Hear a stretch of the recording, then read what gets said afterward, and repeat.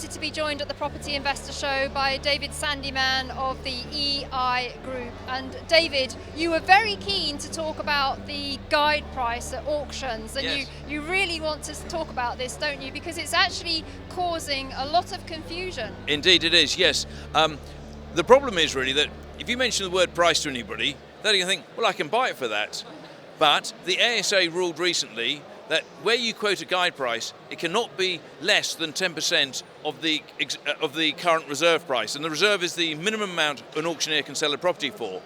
But what happens is people see guide price and they say, oh, it's for sale at that price. So they gear up on that basis, and they might spend a lot of money on due diligence only to find the property sells for way above that. Now, the auctioneer's done nothing wrong. He had the guide price near the reserve, but market forces push it up. I'll give you an example.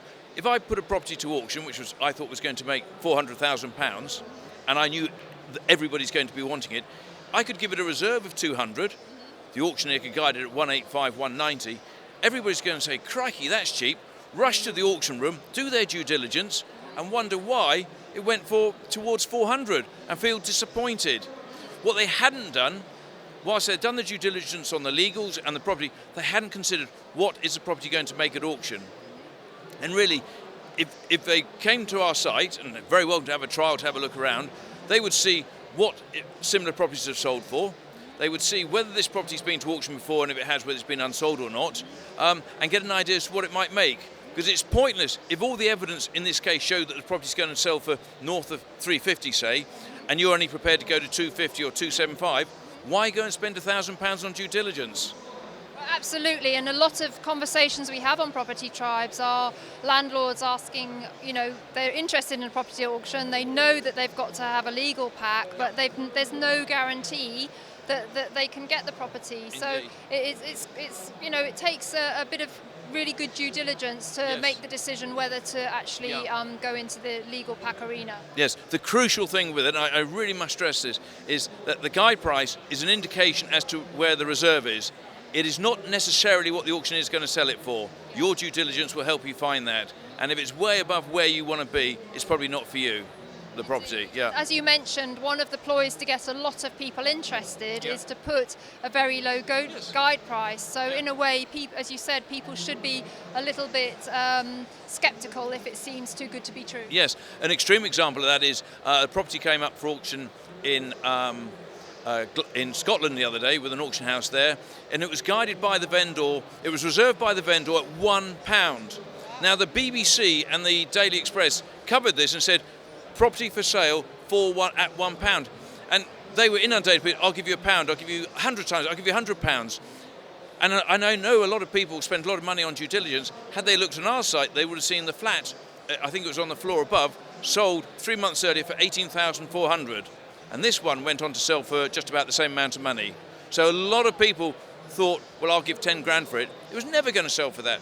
And the evidence as to what it would sell for is out there. You've just got to go and look for it. That's an extreme example. Well, that is a very good example, actually. And if we talk just about auctions as a channel for landlords, I think you're seeing that more landlords will be selling up because of Section 24. Yes, indeed.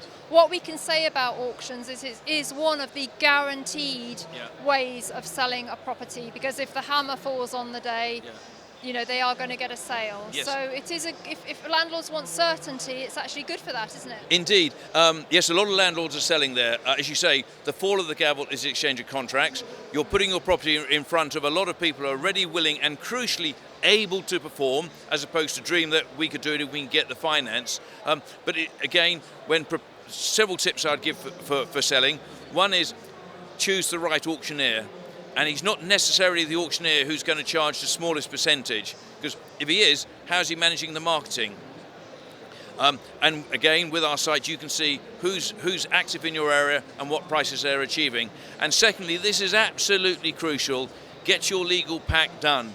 As soon as you decide to put it at auction, you need to get the searches in, you need to make sure the title's all in order, have your answers to the preliminary inquiries. If it's leasehold, get the service charge out. The more information you make available up front, the wider your audience of people who are going to buy it is going to be. We see so many properties come to auction where the legal pack comes out a day before. What's all that about?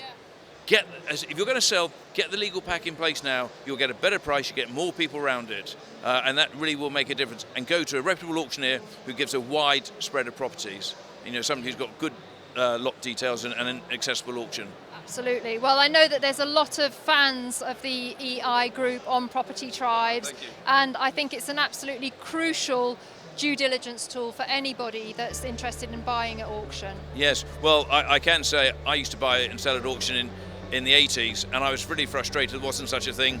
So in 1990 I set it up so I could have the access to the information, and here we are now 27 years later providing that service, which I wish I had when I was active in the 80s. That's such a wonderful story, David. Keep up the good work. Thank you, Vanessa. Thank you. Thank you.